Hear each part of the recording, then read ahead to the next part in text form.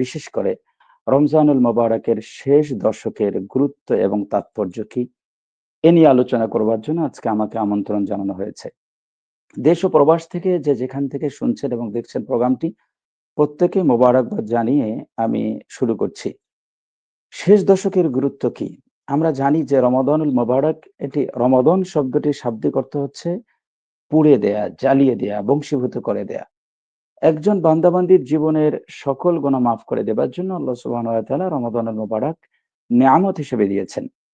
আর কোন বান্দাবান্দি যদি ১ম ২০ দিন তার জীবনের গোনা ক্ষমা করে নিতে না পারেন, তাহলে তার জন্যই আল্লাহ সুবহানাহু ওয়া তাআলা আরো একটি সুবর্ণ সুযোগ, অফুরন্ত নেয়ামত দিয়েছেন শেষ দশক। এটার গুরুত্ব এত বেশি যে হযরতে আয়েশাতুল হুমারা রাদিয়াল্লাহু তাআলা আনহা থেকে বর্ণিত, তিনি বলেন, ক্বালাত কানা নবী সাল্লাল্লাহু আলাইহি ওয়াসাল্লাম ইযা দাখালা আল-আশরুল আওয়াখির মিন রমাদান। তিনি বলেছেন যে যখন রমাদানুল মোবারকের শেষ দশক আগমন করে, সাদ্দা মেন জারহ, রাসূলুল্লাহ সাল্লাল্লাহু আলাইহি সাল্লাম তিনি কোমর বেঁধে নেন। অর্থাৎ কোমর বেঁধে নেওয়া শব্দের অর্থ এই নয় যে তিনি কোমরকে বাঁধেন। অর্থাৎ আমরা কোনো একটি কাজকে যখন গুরুত্ব দেই, সেই কাজটি যখন করার জন্য মনোনিবেশ করি, তখন আমরা আমাদের প্রিপারেশন গ্রহণ করি।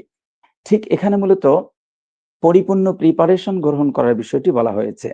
ওয়া আহিয়া লাইলাহ ওয়া ইয়াকাযা আহলা। রাসূলুল্লাহ সাল্লাল্লাহু আলাইহি ওয়াসাল্লাম নিজেই রাত জেগে জেগে ইবাদত করতেন এবং তার পরিবার পরিজনের যারা সদস্য, প্রত্যেকটি সদস্যকেও তিনি শেষ দশকের রজনীতে ইবাদত করবার জন্য নির্দেশনা দিতেন। অর্থাৎ রাসূলুল্লাহ সাল্লাম নিজেই যখন কোমর বেঁধে শেষ দশকের ইবাদতের জন্য তিনি নেমে পড়তেন, তাহলে উপলব্ধি করা যায় যে শেষ দশকের গুরুত্ব কত বেশি ছিল।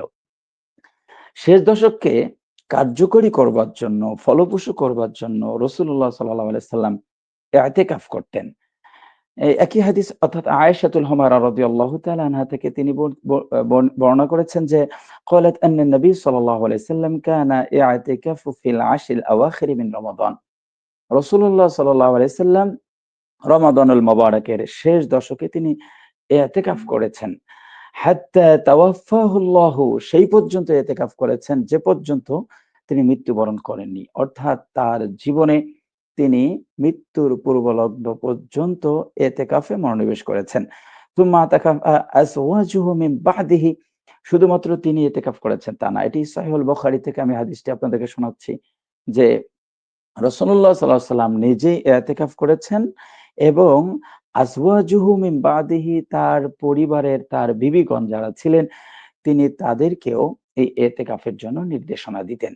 অর্থাৎ শেষ দশককে এত বেশি গুরুত্ব দিতেন যে তিনি পৃথিবীর যাবতীয় কাজ থেকে নিজকে বিরত রেখে ইতিকাফে মনোনিবেশ করতেন এবং তার পরিবারের সদস্যদেরকেও তিনি ইতিকাফে মনোনিবেশ করাতেন। আসলে এতেকাফের এত গুরুত্বটা কেন? এতেকাফের এত গুরুত্বপূর্ণ আ হাদিসগুলো এসেছে কেন? বা এত নির্দেশনা কেন? এর কারণটি হচ্ছে যে শেষ দশকের মধ্যেই আল্লাহ সুবহানাহু ওয়া তাআলা শেষ নবীর উম্মতের অফুরন্ত নেয়ামত লাইলাতুল কদর রেখেছেন। আর লাইলাতুল কদর কেউ যদি তালাশ করতে চায়, সার্চ করতে চায়, খোঁজ করতে চায়, কেউ যদি লাইলাতুল কদর অর্জন করতে চায়, তাহলে তাকে অবশ্যই ইতিকাফ করতে হবে। আর ইতিকাফ তিনি যদি করেন, তাহলে লাইলাতুল কদর তার নসিবে অবশ্যই জুটবে ইনশাআল্লাহ তাআলা।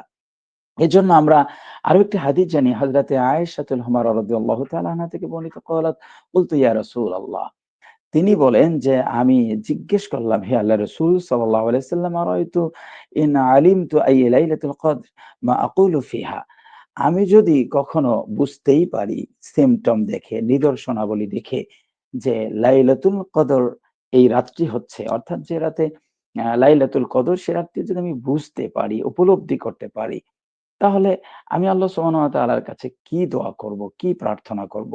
রাসূলুল্লাহ সাল্লাল্লাহু আলাইহি ওয়াসাল্লাম বলছেন যে তুমি বলো, আল্লাহুম্মা ইন্নাকা আফুউন তুহিব্বুল আফওয়া ফাআফু আন্নি।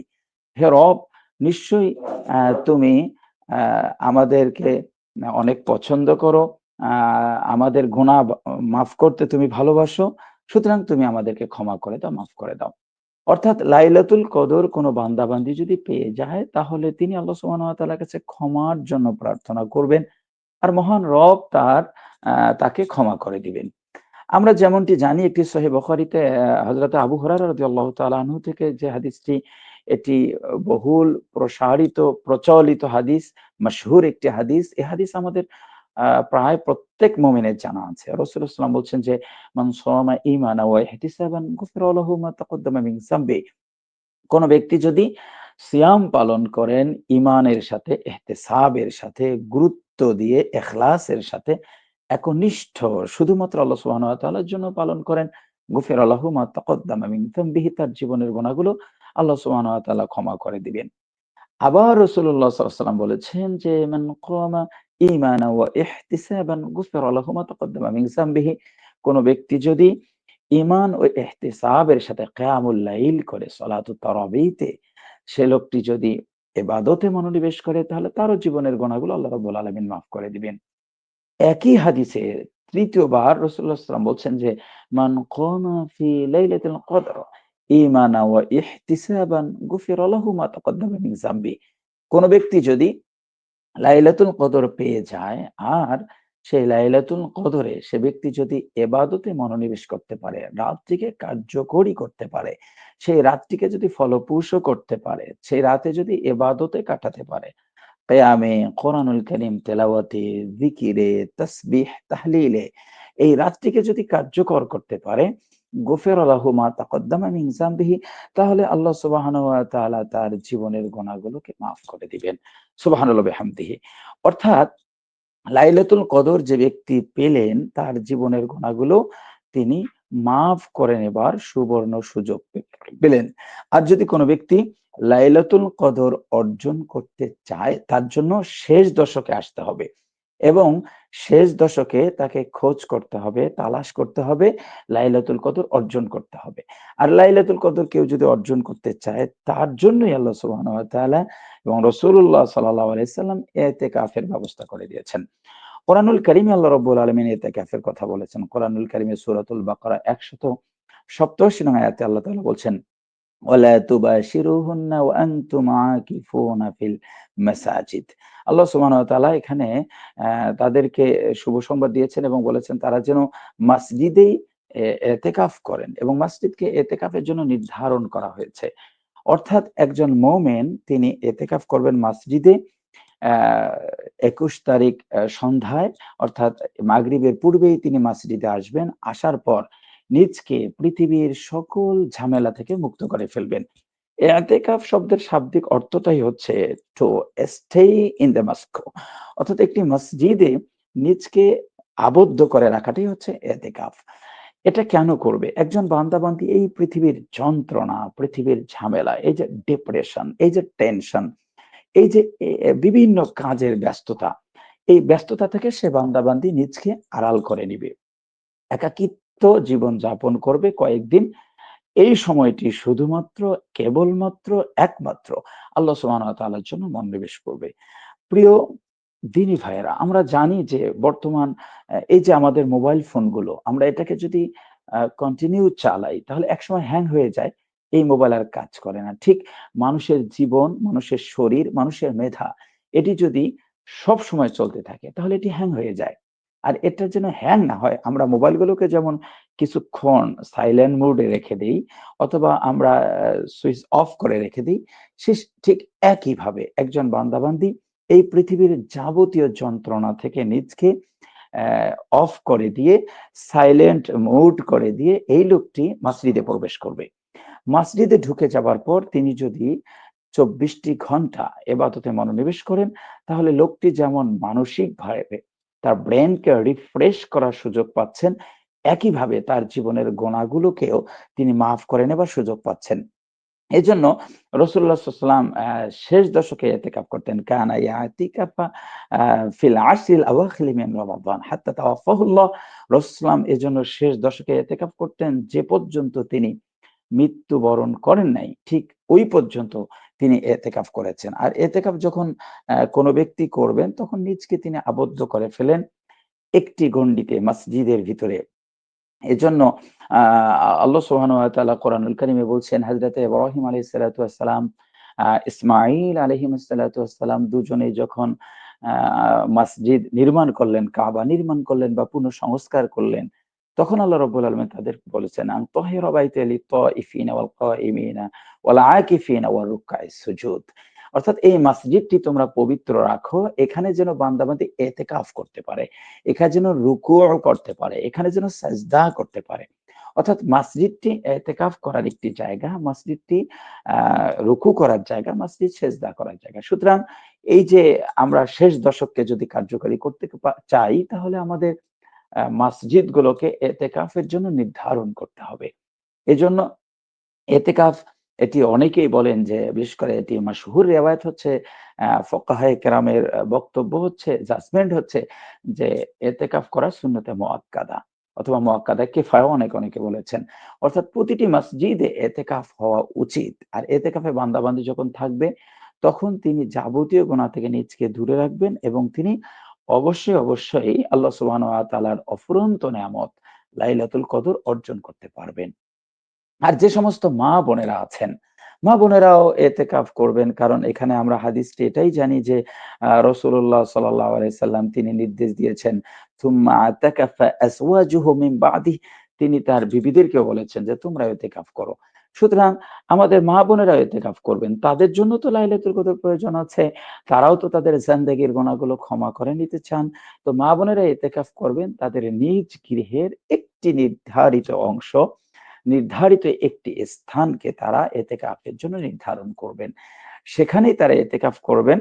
যাবতীয় পৃথিবীর কাজ থেকে নিজকে সেভ করবেন, বিরত রাখবেন। শুধু খানা-পিনা, গোসল এতটুকুর জন্য যতটুকু কাজ আ যতটুকু ব্যবহার করা যায় ততটুকু ব্যবহার করবেন। বাকি সময়টুকু তারা এতেকাফ করবেন। সুতরাং মা-বোনেরা নিজ গৃহে এতেকাফ করবেন আর মুমিন যারা, পুরুষ যারা তারা এতেকাফ করবেন মসজিদগুলোতে। আমরা এতেকাফ করব মূলত গুরুত্বপূর্ণ যে কারণটি তা হলো লাইলাতুল কদর অর্জন করার জন্য। প্রিয় দেশবাসী, প্রবাস থেকে যে সমস্ত দিনী ভাইরা দেখছেন এবং শুনছেন আমাদের প্রোগ্রামটি, আপনারা জানেন যে লাইলাতুল কদরের গুরুত্ব এবং তাৎপর্য কত বেশি যে। আল্লাহ সুবহানাহু ওয়া তাআলা পবিত্র কোরআনুল কারীমে ১১৪ টি সূরা নাযিল করেছেন। তার মধ্যে একটি সূরা আমি যদি এভাবে উপস্থাপন করি যে ১১৪ টি সূরা, এই সূরাগুলোকে আল্লাহ রাব্বুল আলামিন বলেছেন, "ওমা মিন গায়িবাতিন ফিস সামাই ওয়াল আরদ ইল্লা ফি কিতাবিম মুবিন।" আসমান এবং জমিনের এমন কোন সাবজেক্ট নেই, এমন কোন বিষয়বস্তু নেই, এমন কোন বিষয় নেই, যে বিষয়টি আল্লাহ সুবহানাহু ওয়া তাআলা অ্যা which has not been recorded in the clear books এই স্পষ্ট কিতাবে রেকর্ড করেননি, বলে দেননি এরকম কোন বিষয় নেই। তাহলে চিন্তা করুন যে কোরআনুল কারীম কত ইম্পোর্টেন্ট একটি কিতাব যে, যেই কিতাবের প্রতিটি শব্দ, প্রতিটি কালাম, প্রতিটি আয়াত, প্রতিটি হরফ অত্যন্ত গুরুত্বপূর্ণ। আপনারা জানেন যে আল্লাহ সুবহানাহু ওয়া তাআলা কোরআনুল কারীমে ২৫ থেকে ২৬ জন নবী এবং রাসূলের নাম দিয়েছেন। অনেক নবী রাসূলের নাম কোরআনুল কারীমে আসেনি। সাহাবায়ে কেরামদের মধ্যে রিদওয়ানুল্লাহি তাআলা আজমাইনদের মধ্যে একজন মাত্র সাহাবীর নাম কোরআনুল কারীমে এসেছে। তার মানে কোরআনুল কারীমে কারো নাম আসা, কোন শব্দ আসা বা কোন বিষয় আসা অত্যন্ত গুরুত্বপূর্ণ। তো এরকম একটি কিতাবে আল্লাহ সুবহানাহু ওয়া তাআলা ১১৪ সূরার মধ্যে একটি কমপ্লিট সূরা নাযিল করেছেন একটি রাতকে কেন্দ্র করে। সুবহানাল্লাহি ওয়া বিহামদিহি। এবং আমরা জানি যে সেই সূরাটির নাম সূরাতুল কদর। আরো মজার ব্যাপার হলো কোরআনুল কারীমে আল্লাহ রাব্বুল আলামিন অনেকগুলো সূরা নাযিল করেছেন।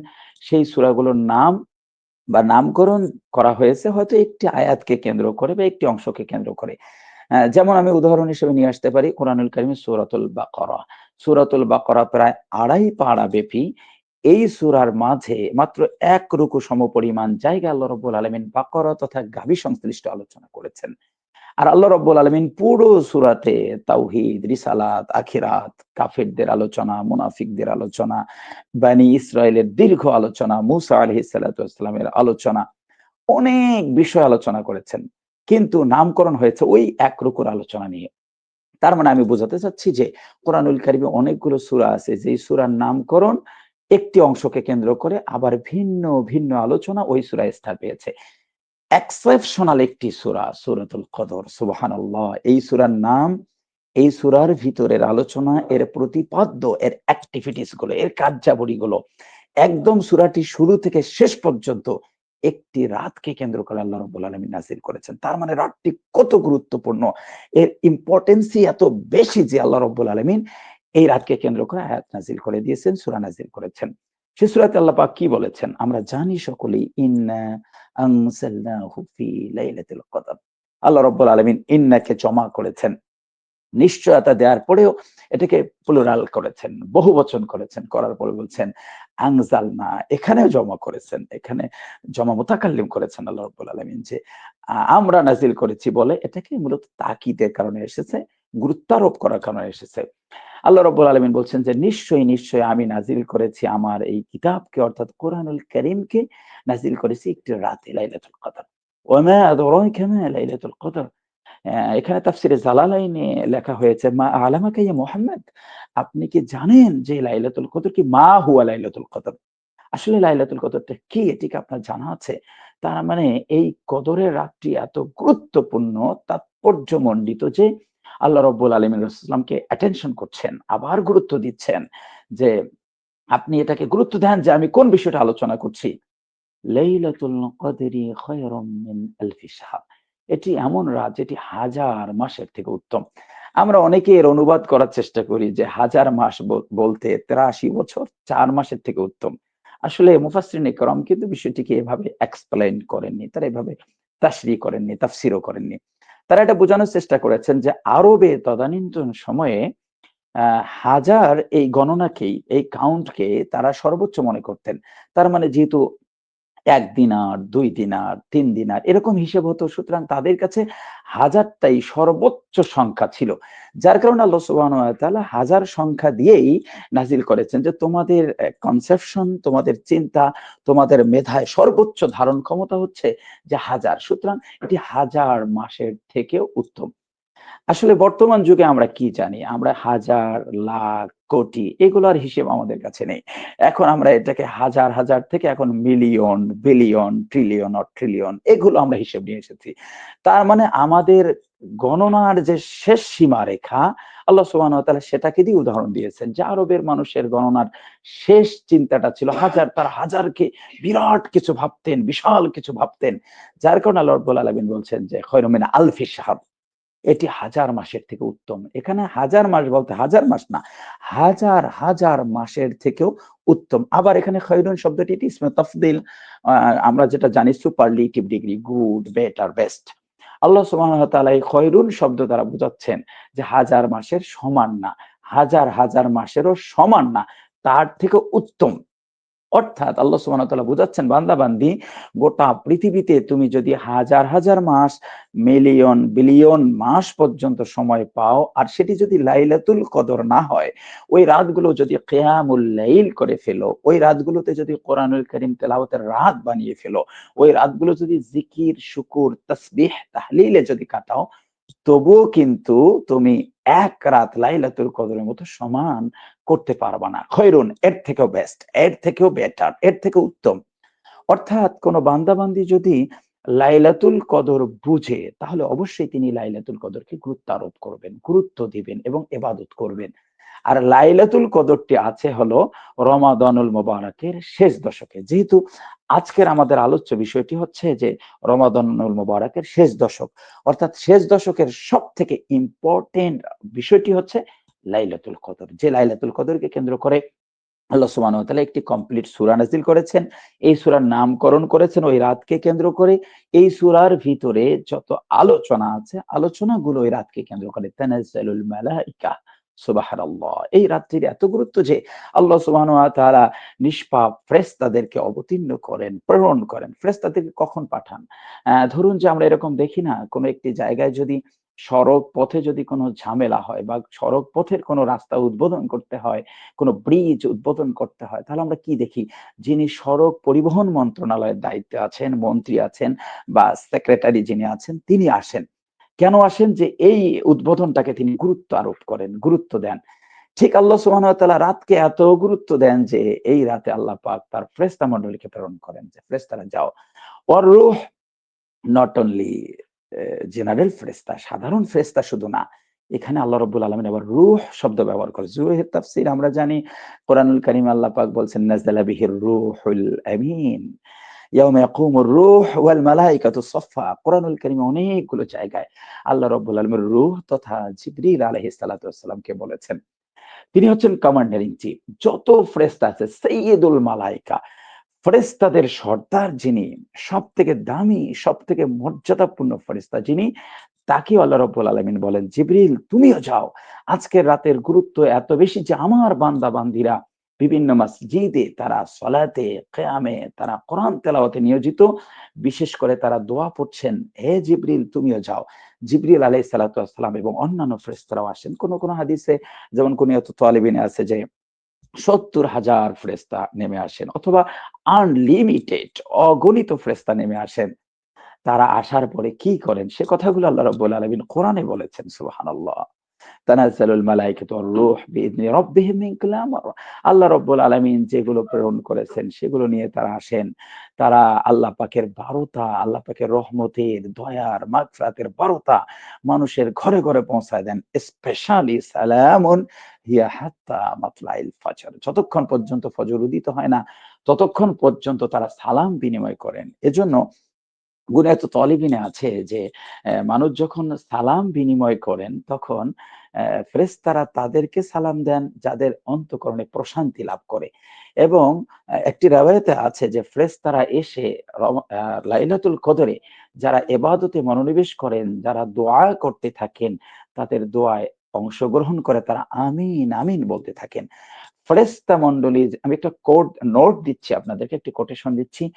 ফেরেশতা মণ্ডলী বা ফেরেশতা যে সমস্ত দোয়া অংশগ্রহণ করেন বা যে সমস্ত দোয়া করেন সেগুলো 100% কবুল হয়। অর্থাৎ ফেরেশতারা আমিন, আমিন বলেন শব্দের অর্থই হচ্ছে যারা লাইলাতুল কদরে অংশগ্রহণ করেন তাদের দোয়াগুলোকে আল্লাহ সুবহানাহু ওয়া তাআলা কবুল করে নেন। সুবহানাল্লাহ। এবং সালামুন হিয়া হাত্তা মাতলাইল ফজর। এখানে সালাম বলতে কোন মুফাসসির বলছেন সরাসরি তারা সালাম বিনিময় করেন অথবা সালাম মানে শান্তি। আমরা জানি যে শান্তির বার্তা তারা পৌঁছায় দিতে থাকেন প্রতিটি গৃহে। যে সমস্ত নারীরা, শিশুরা ঘরে, ঘরে লাইলাতুল কদর নিয়ে ব্যস্ত থাকেন, মনোনিবেশ করেন, সেখানে ফেরেশতা মণ্ডলী সালাম বিনিময় করতে থাকেন এবং তাদেরকে শান্তির বার্তা দিতে থাকেন। শান্তি বলতে কি? এখানে শান্তি তো আসলে তাদের যারা ক্ষমা পেয়েছে, যারা জান্নাত পেয়েছে। তাদেরকে ক্ষমার বার্তা দেন, তাদেরকে জান্নাতের বার্তা দেন, তাদেরকে শুভ সংবাদ দেন, গুড নিউজ দেন, তাদেরকে মেসেজ দেন যে, "শোনো, তুমি যে লাইলাতুল কদর পেয়েছো, তুমি কি জানো না? মান কামা ফি লাইলাতুল কদরি ঈমানান ওয়া ইহতিসাবান গুফিরা লাহু মা তাকদ্দামা মিন যামবি।" যে তুমি লাইলাতুল কদর পেয়েছো মানে তোমার জিন্দেগির গুনাহগুলোকে আল্লাহ সুবহানাহু ওয়া তাআলা ক্ষমা করে দিয়েছেন। আমি আরেকটি আয়াত বলছি। আল্লাহ সুবহানাহু ওয়া তাআলা বলছেন যে, "ওয়াসারিউ ইলা মাগফিরাতিম মির রাব্বিকুম وجنة عرضها السماوات والأرض أعدت للمتقين সারিউ বান্দাবান্দি দৌড়াও ছুটে চলো তোমরা সব বাদ দিয়ে এক জায়গায় মনোনিবেশ করো কোথায় মাগফিরাতের দিকে রবের ক্ষমার জন্য আর এই মহা ক্ষমা আল্লাহ রাব্বুল আলামিন রেখেছেন লাইলাতুল কদরে আর যারা ক্ষমা পেয়ে যাবে আল্লাহ পাক ওই আয়াতে বলছেন জান্নাত তাদেরকে জান্নাত দেয়া হবে আর জান্নাতের পরিধিটাও বলে দিয়েছেন জান্নাতের সিফাত আল্লাহ পাক বলেছেন জান্নাতের কোয়ালিটি আল্লাহ পাক বলেছেন জান্নাতের নান্দনিকতা জান্নাতের বিশালত্ব বলেছেন আরদুহা সামাওয়াত ওয়াল আরদ এটি আসমান এবং জমিন পরিব্যাপ্তি বিশাল একটি জান্নাত দেয়া হবে এবং উইদ্দাত লিল মুত্তাকিন এখানে তো থাকবে মুত্তাকিনরা। এখানে আরো একটি বিষয় আমাদের মনোনিবেশ করা উচিত। আল্লাহ রাব্বুল আলামিন যে সিয়ামের কথা বলেছেন যে আয়াতে ফরজ হয়েছে। সূরাতুল বাকারা আল্লাহ রাব্বুল আলামিন বলছেন কুতিবা আলাইকুমুস সিয়াম কামা কুতিবা আলাল লাযিনা মিন ক্বাবলিকুম লাআল্লাকুম তাত্তাকুন। এই সিয়ামকে ফরজ কুতিবায় ফরিদা আলাইকুম তোমাদের জন্য ফরজ করে দেয়া হলো। ঠিক পূর্বের জাতির উপর যেরকম ফরজ করা হয়েছিল লাআল্লাকুম তাত্তাকুন তোমরা যেন মুত্তাকিন হতে পারো। তার মানে মুত্তাকিন যারা তারাই থাকবে জান্নাতে। আর আল্লাহ রাব্বুল আলামিন আয়াতে বললেন, তোমাদেরকে আমি ক্ষমার জন্য দৌড়াতে নির্দেশ দিচ্ছি। তোমরা যদি ক্ষমা পেয়ে যাও তোমাদেরকে জান্নাত দিব। আর জান্নাতটা তো তাদেরকেই দিব যারা মুত্তাকিন হবে। অর্থাৎ তাকওয়া অর্জন করার মাস হচ্ছে রমাদান মাস। এই মাসে তাকওয়া তো অর্জন করলো তারাই যারা গুনাহ থেকে নিজকে তাকওয়া শব্দটি আমরা জানি যে অকিয়ুন থেকে এর শাব্দিক অর্থই হচ্ছে টু সেভ নিজকে যাবতীয় গুনাহ থেকে বিরত রাখাই হচ্ছে তাকওয়া। অর্থাৎ যে ব্যক্তি রমাদানুল মোবারক পেল, লাইলাতুল কদর পেল, জীবনের গুনাহ মাফ করলো, সে তো মুত্তাকিন হয়ে গেল। তার জীবনের গুনাহগুলো থাকলো না, নিষ্পাপ হয়ে গেল, গুনাহ থেকে নিজকে দূরে রাখলো, সেভ করলো। তাহলে লোকটির আর জীবনে কোনো গুনাহ থাকলো না। সুতরাং আসুন আমরা রমাদানুল মোবারকের শেষ দশককে যদি কার্যকরী করতে চাই, তাহলে আমাদের গুরুত্বপূর্ণ একটি ইবাদত করতে হবে, তাহলে ইতিকাফ। এবং আগামীকাল থেকে অর্থাৎ আগামীকালই ২১তম রজনী মাগরিবের পূর্বেই অংশগ্রহণ করতে হবে। এখান থেকে এতেকাফ শুরু করতে হবে। আর এতেকাফের প্রধান উদ্দেশ্যটা হচ্ছে লাইলাতুল কদর। আর যারা লাইলাতুল কদর পেয়ে যাবে তার জীবনের গুনাহ মাফ হবে। আর যার জীবনের গুনাহ মাফ হলো, আল্লাহ পাক বলছেন ওয়াজান্নাতিন আরদুহাস সামাওয়াতু ওয়াল আরদ, তাকে জান্নাত দেয়া হবে। অর্থাৎ কেউ যদি মাত্র ১০টি রাতকে গুরুত্ব দেয়, আরেকটা বিষয় আমি নোট দেই, ১০ রাত কেউ যদি ইতিকাফ করতে নাও পারেন, তবুও লাইলাতুল কদর পেতে পারেন। এর জন্য শেষ দশকের বেজোড় ৫ টি রাতকে গুরুত্ব দিতে হবে। আমরা এই ৫ রাতে অন্তত ইবাদত করার চেষ্টা করব। আবার অনেকেই ২৭ নির্ভর হয়ে থাকেন। যদিও বা ২৭ কে কেন্দ্র করে অনেকগুলো হাদিস আছে আমরা জানি। কিন্তু এটি নির্ধারিত না। এটি ঘূর্ণয়মান, এটি ঘুরে এবছর যদি ২৭ হয়, আরেক মাসে আরেক বছর ২৫ হতে পারে, আরেক বছর ২৯ হতে পারে, আরেক বছর ২১ হতে পারে, ২৩ হতে পারে। সুতরাং আমরা শুধুমাত্র ২৭ রাতের উপর নির্ভর করে লাইলাতুল কদর পাবো, এই নিশ্চয়তা দেয়া যায় না। আনফরচুনেটলি আমরা কি লক্ষ্য করি? আমাদের দেশে, আমাদের সমাজে অনেক ব্যক্তি আছেন যারা রোজাও রাখেন না, কিন্তু ২৭তম রাতটা ইবাদত করেন। নাউজুবিল্লাহ, এটা করা যাবে না। আপনি চাকুরি করেন না, আপনি বোনাসের জন্য গিয়ে বসে আছেন। এটি কখনো হয় না, এটি কখনো হতে পারে না। আগে ফরজগুলো, এজন্য তো ওই যে হাদিসে রাসূলুল্লাহ বলছেন যে আল্লাহ পাক বলেন কদ ফারিদতে আলাইহিম, আমি তাদের জন্য যে ফরজ ইবাদত দিয়েছি তারা তো ফরজটা পালন করেছে, এজন্যই আমি তার প্রতিদান দিব। সুতরাং আমাদেরকে ফরজগুলো পালনের পাশাপাশি গিয়ে লাইলাতুল কদর তালাশ করতে হবে। আর আমরা তালাশ করব ৫ রাত। আমরা যারা এতেকাফ করবো আলহামদুলিল্লাহ এতেকাফ করব। কিন্তু যারা এতেকাফ করব না, তারা কি করব? ৫ টি রাত আমরা এবাদতে মনোনিবেশ করব। ২১তম রাত, ২৩তম রাত, ২৫তম রাত, ২৭তম রাত, ২৯তম রাত। এই ৫ টা রাত। এবং আমি আপনাদেরকে আরেকটি ছোট্ট বিষয় বলি যে, ধরুন যে আপনি আপনার কোনো একটি মাছ ধরতে গিয়েছেন আপনি। আপনি দেখেছেন যে একটা পুকুরে একটা বিরাট একটা মাছ আছে। আপনি মাছটা ধরবেন। তো ওই পুকুর থেকে পানি বের হয়ে যাচ্ছে। তো আপনি সকাল থেকে মাছ ধরার চেষ্টা না করে আপনি বিকেলে ২ ঘন্টা ৩ ঘন্টা থাকতে গিয়ে আপনি জাল পেতে দিয়েছেন যে এখন ওই মাছটা আমি ধরবো। আপনি কিভাবে জানেন যে মাছ আছে নাকি চলে গেছে? আপনার ৩ ঘন্টায় মাছ থাকতেও পারে, নাও থাকতে পারে। যদি থাকলো আলহামদুলিল্লাহ, যদি না থাকলো আপনি কখনোই পাবেন না। অর্থাৎ আমি বোঝাচ্ছি যে লাইলাতুল কদর যদি ২১তম রাতে পার হয়ে যায়, আর আপনি যদি ২৭তম রাতে জাল পেতে থাকেন, তো লাইলাতুল কদর আপনি পাবেন না। তাহলে আপনাকে লাইলাতুল কদর পেতে হলে ঠিক সকাল থেকে আপনি যেইমাত্র জানেন যে এই যে পুকুরটা ভেঙে গেছে, এখন মাছ বের হয়ে যাবে, এখনই জাল পেতে রাখতে হবে। অর্থাৎ ২১তম রাত থেকে যারা জাল পেতে থাকবে, ইনশাআল্লাহ, ইনশাআল্লাহ তাদের নসিবে লাইলাতুল কদর জুটবেই। আর যারা শুধু ২৭, ২৫তম রাতকে কেন্দ্র করে থাকবে, যদি ২১ আর ২৩ এ পার হয়ে যায়, লাইলাতুল কদরে কিন্তু তারা নেকি পাবেন। প্রতিটা রাতকেই গুরুত্ব দিতে হবে। ওই রাতে লাইলাতুল কদর হোক আর না হোক, রাত জাগলে সে নেকি পাবেন। একটি সুন্নাহ পালন হবে। রাসূলুল্লাহ যেহেতু প্রতি রাতকে গুরুত্ব দিতেন। কিন্তু লাইলাতুল কদর পাওয়ার জন্য ৫ রাতকে গুরুত্ব দিতে হবে। সুতরাং আসুন আমরা ১ রাত নির্ভর, ২৭তম রাত নির্ভর না হয়ে আমরা প্রতিটি রাতেই কিয়ামের রাত বানিয়ে ফেলি। কিয়ামুল লাইল করি, কোরআন তেলাওয়াত করি, জিকির করি, শুকর করি, তাসবিহ তাহলিল পাঠ করে আমরা ৫ টি রাতে ইবাদত করি। আর সম্ভব হলে ইতিকাফ করে শেষ দশককে কার্যকরী করি, জিন্দেগীর গুনাহ মাফ করি, জান্নাত নিশ্চিত করি। আল্লাহ রাব্বুল আলামিনের প্রিয় বান্দা-বান্দী হই। মহান রব আমাদেরকে সে তৌফিক দান করুন। আমিন।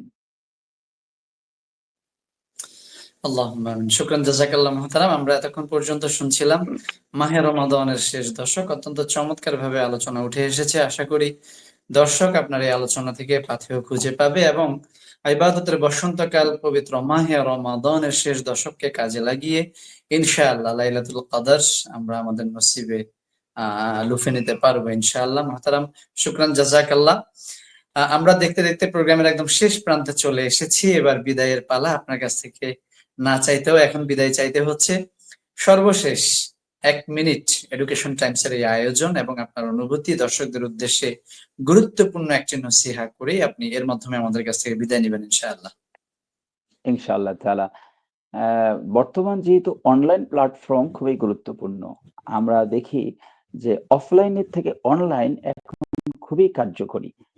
আর সেই সাথে আমি আরেকটা বিষয় আপনাকে বলি যে গোটা পৃথিবীতে মুমিনদের সঙ্গে, মুসলমানদের সঙ্গে যতগুলো যুদ্ধ হয়, আমরা ধারণা করি শুধুমাত্র সম্মুখ যুদ্ধটাই যুদ্ধ। যার কারণে কিন্তু আমরা পিছিয়ে পড়ছি। এই যুদ্ধগুলোর মধ্যে যেমন আ ওই সুদ এবং যাকাত, সেক্ষেত্রে আল্লাহ রাব্বুল আলামিন হারবুম মিনাল্লাহি ওয়া রাসূলিহি, সেটাকেও আল্লাহ পাক অর্থনৈতিক যুদ্ধ বলেছেন। যে জি, তোমরা যদি ফাইন লাম তাফআলু ফাআযানু বিহারবিন মিনাল্লাহি ওয়া রাসূলিহি। তার মানে আল্লাহ রাব্বুল আলামিন কিন্তু অর্থনীতির যুদ্ধকেও যুদ্ধ বলেছেন। একইভাবে এই গণমাধ্যম বা প্রচার মাধ্যম, এই প্রচার মাধ্যমটা, অনলাইন মাধ্যমটাও যুদ্ধের একটি হাতিয়ার, একটি ব্যবস্থাপনা। আমরা অনেকে যখন ফতোয়া দিচ্ছিলাম, টেলিভিশনে আসা যাবে না, অনলাইনে আসা যাবে না, মোবাইলে আসা যাবে না। ঠিক ওই মুহূর্তে অনলাইন ব্যবহার করে, Facebook ব্যবহার করে বেধর্মীরা মানুষের একেবারে দোরগোড়ায় পর্যন্ত তাদের মেসেজগুলো পৌঁছায় দিয়েছে তারা। তাদের জি, ইসলাম বিদ্বেষী মনোভাবগুলো তারা পৌঁছায় দিয়েছে। আমি যদি আরো ক্লিয়ার করি, বিগত ১৬ বছরে ইসলামের যে ক্ষতিগুলো আমাদের দেশে করা হয়েছে, সবথেকে বেশি করা হয়েছে মিডিয়া দিয়ে। এই গণমাধ্যম ব্যবহার করে রাইট। ওলামায়ে কেরামকে জঙ্গি সাজানোর চেষ্টা করেছে। মাদ্রাসাগুলোকে অকার্যকর করার জন্য জঙ্গিবাদের আস্তানা সাজানোর চেষ্টা করে নারী অধিকারের নামে নারীদেরকে বেহায়াপনা করে মানে নারীদেরকে অশ্লীলভাবে রাস্তায় নামানোর চেষ্টা করা হয়েছে। এবং সর্বোপরি ইসলাম এই জীবন ব্যবস্থাটাকে একটি জঙ্গিবাদের জীবন ব্যবস্থা হিসেবে বিশ্ব দর্পণে উপস্থাপনের অপচেষ্টা চালানো হয়েছে এই মিডিয়া ব্যবহার করে। আমরা যখন মিডিয়াকে হারাম বলছি, তখন তারা এই মিডিয়া ব্যবহার করে আমাদের ইসলামের ক্ষতি করে, ইসলামকে নিঃশেষ করে দেবার দ্বারপ্রান্তে তারা নিয়ে গিয়েছে।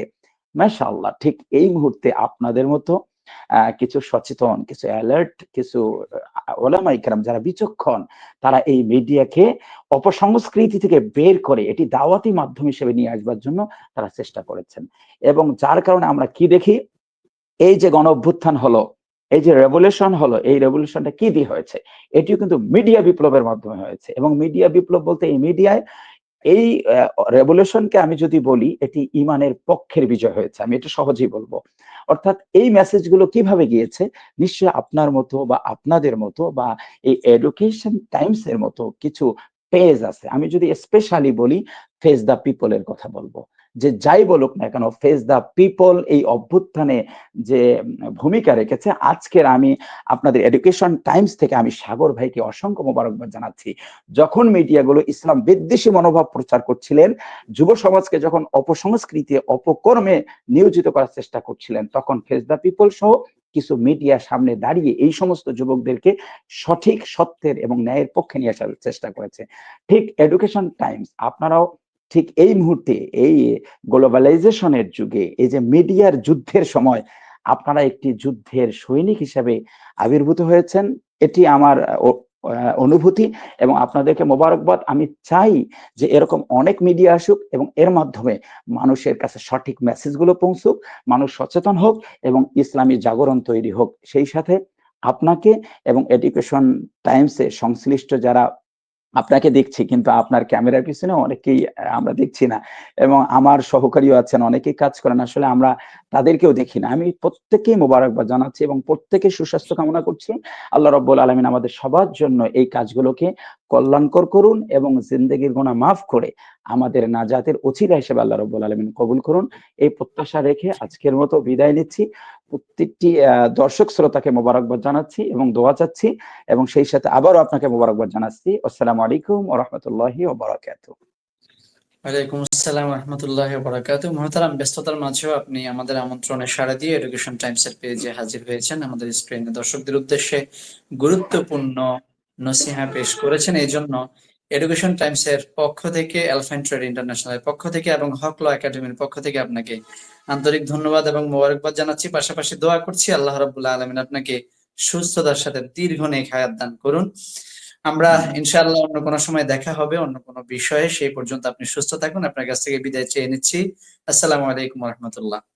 সুপ্রিয় দর্শক, এতক্ষণ পর্যন্ত আপনারা দেখছিলেন এলফাইন ট্রেড ইন্টারন্যাশনাল নিবেদিত পবিত্র মাহে রমাদান উপলক্ষে এডুকেশন টাইমস এর নিয়মিত আয়োজন, দর্শক নন্দিত জনপ্রিয় অনুষ্ঠান রমজানের কথা। অনুষ্ঠানের পুরো সময় জুড়ে আপনাদের সাথে ছিলাম আমি ইমরান বিন বোরহান।